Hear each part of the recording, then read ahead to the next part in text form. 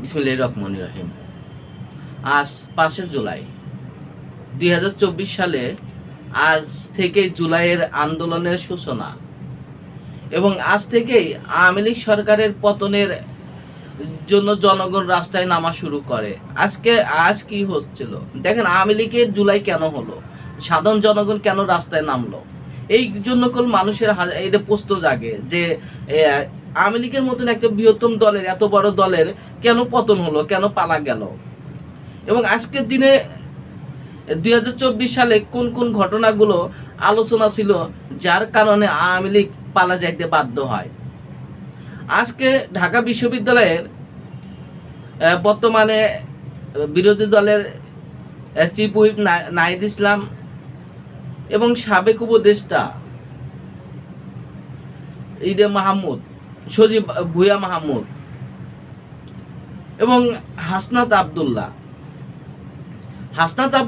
যখন আমি এই যে বিকাল 5টার দিকে, 5টা থেকে 7টার দিকে হাসনাত আবদুল্লাহরা, নাহিদ ইসলামরা যখন হলো আপনার বক্তব্য দিব, এই টাইমে ছাত্রলীগ নেতারা তাদের উপরে হামলা করে।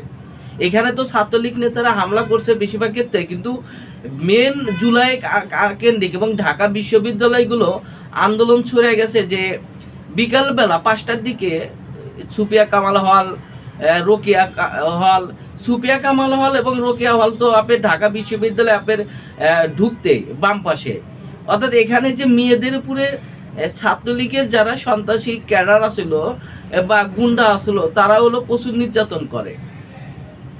কারণ মেয়েদের উপরে যখন ঢাকা বিশ্বের সুপিয়া কামাল হলের, রোকেয়া হলের বিশ্ববিদ্যালয়ের ছাত্রীদের উপরে যখন নির্যাতন করে, তখনই আপনার আন্দোলনরা আরো বেগতি চলে যায়। কারণ ঢাকা বিশ্ববিদ্যালয়ে যদি এই বিকালবেলা 5 তারিখের অবস্থাগুলো যদি দেখেন, যে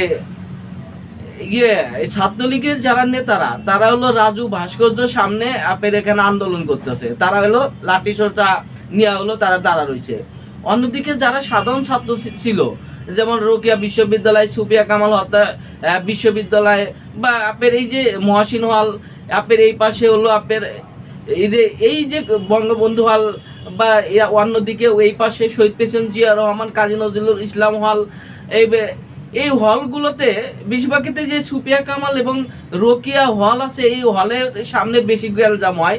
এখানে ছাত্রলীগের যে ক্যাডার আছে সন্ত্রাসীরা, তারা এই মেয়েদেরকে প্রচুর টর্চারিং করে, মারে।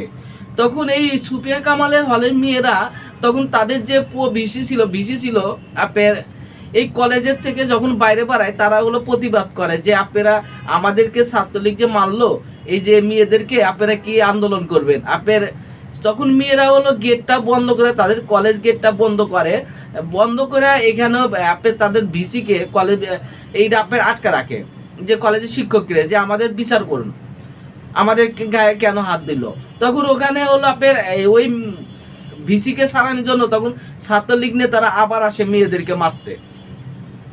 সেখানে আর এক দফা আন্দোলন, মারামারি হয়, এটা গ্যালজাম হয়, ওই টাইমে অনেক মেয়ে মার খায়। আবার যখন বিকাল 6টার দিকে যদি দেখেন যে নাহিদ ইসলাম, আপনার সার্জিস আলম, আপনার সজীব হোসেন ভুইয়া, হাসনাত আবদুল্লাহ, তারা হলো ঢাকা বিশ্ববিদ্যালয়, আপনার ঢাকা মেডিকেল কলেজ আছে, এই মেডিকেল কলেজের সামনে তারা হলো আন্দোলন করতেছে।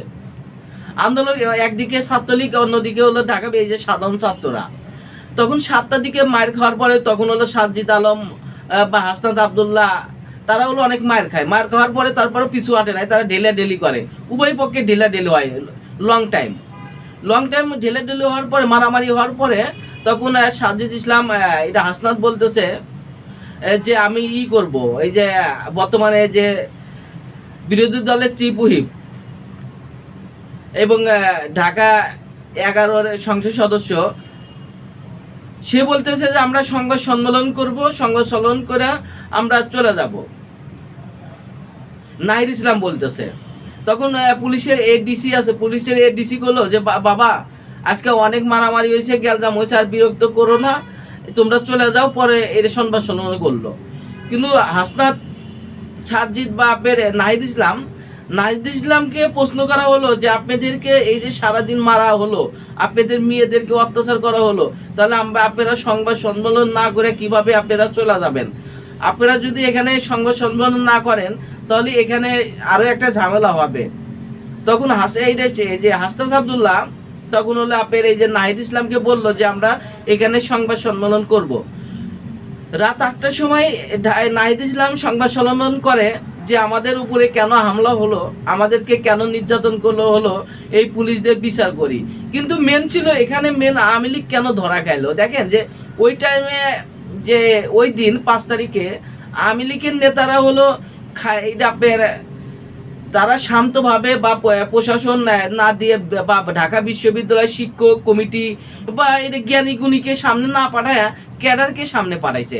যদি আওয়ামী লীগ ওই টাইমে ঢাকা বিশ্ববিদ্যালয়ের শিক্ষক বা এখানকার শিক্ষক বা এই একে দিয়ে ওখানকার শান্ত করানো যাইতো, কিন্তু আওয়ামী লীগ এখানে হলো হয়তো আওয়ামী লীগের পতন হবে, হয়তো আল্লাহ এইভাবে লেখা রাখছে যে ফেরাউনের যেমন পতন হয়েছিল, আওয়ামী লীগ একটা ফেরাউন ছিল, আওয়ামী লীগের যে এইভাবে পতন হবে এটাই স্বাভাবিক ছিল। এই 5 তারিখে তখন হলো নাহিদ ইসলামকে সংবাদ সম্মেলন পরে আমরা নাহিদ ইসলামকে প্রশ্ন করা হলো। আমি নিজেও নাহিদ ইসলামকে ওই দিন আমি প্রশ্ন করি যে এই যে আপনাদেরকে যে মারলো, আপনাদেরকে আঘাত করলো, এই বিষয়ে আপনাদের মতামত কি।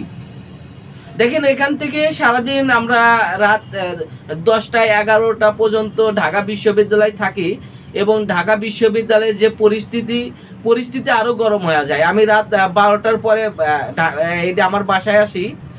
12টাকে যদি দেখেন যে আওয়ামী লীগের ওই দিন অবস্থা যদি দেখেন যে রাত 11টা 11:30 থেকে আওয়ামী লীগের যেগুলো ক্যাডার আছে সন্ত্রাসী ক্যাডার আশেপাশের থেকে এই কলেজ ওই কলেজের থেকে বা এই টোকাই মোকাই ধরে আইনে এইটা আপনি রাত 10টার সময় আবার ঢাকা বিশ্ববিদ্যালয়ে জড়ো করে রাতের পরে আবার গ্যালজাম হয় একটা, তারপরের দিন ওই দিন আর হয় নাই, তারপরে আবার শুরু হয়ে যায় 10টার পরে।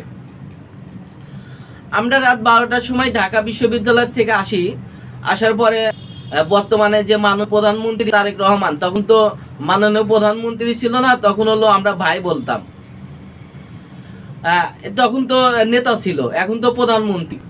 তখন প্রধানমন্ত্রীকে মাননীয় প্রধানমন্ত্রীকে তারেক রহমানকে বললাম যে মাননীয় প্রধানমন্ত্রী ভাইয়া এই সমস্যা হয়েছে, ঢাকা শহরের যে অবস্থা, ঢাকা বিশ্ববিদ্যালয়ের অবস্থা খুব খারাপ।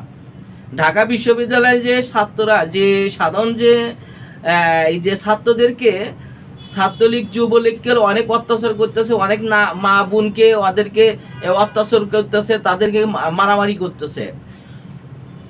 তারেক রহমান মাননীয় প্রধানমন্ত্রী তারেক রহমানকে তাকে বিস্তারিত বলা হলো যে মাননীয় প্রধানমন্ত্রী ঢাকা বিশ্ববিদ্যালয়ের পরিস্থিতি তাকে বর্ণনা করলাম যে ঢাকা পরিস্থিতি এইরকম ভয়াবহ অবস্থা হইতেছে, এখানে আপনি যদি সামনে না আসেন তাহলে সাদেরকে মেরে ফেলবো। আওয়ামী লীগ যেভাবে গণহত্যা আজকে রাতের পরে ছাত্রদেরকে অবস্থা অনেক খারাপ করবে, কারণ এখানে আপনার উপস্থিতি অনেক জরুরি, কারণ আপনি দিক নির্দেশনা করে এখানে অনেক জরুরি হয়ে পড়বে। আপনি যদি এখন এই মুহূর্তে সঠিক দিক নির্দেশনা দেন, ইনশাআল্লাহ এই যে যারা স্বৈরাচারের থেকে মুক্তি পাওয়া যাবে। মাননীয় প্রধানমন্ত্রী তারেক রহমান সেদিন আমার কথা শুনছিল এবং খুব গুরুত্ব দিয়ে আমার প্রশ্নগুলো শুনছিল, যে আমি তাকে যে প্রশ্নগুলো বলতে চাইছিলাম যে শেখ হাসিনা কিভাবে ঢাকা বিশ্ববিদ্যালয়ের সাধারণ ছাত্রছাত্রীদেরকে অত্যাচার করতেছে, তাদেরকে নির্যাতন করতেছে, শুধু এখান থেকেই এইটা শুরু হয়ে গেছে আন্দোলন এবং এরপরে থেকে একের পর এক এইটা আস্তে আস্তে গ্রাম শহর বা বিশ্ববিদ্যালয় কেন্দ্রিক চলে যায়। যে মূল ঘটনা ছিল আজকে সেই ঘটনার জন্য এই আন্দোলন শুরু হয়ে যায়। সবাই ভালো থাকুন, আসসালামু আলাইকুম।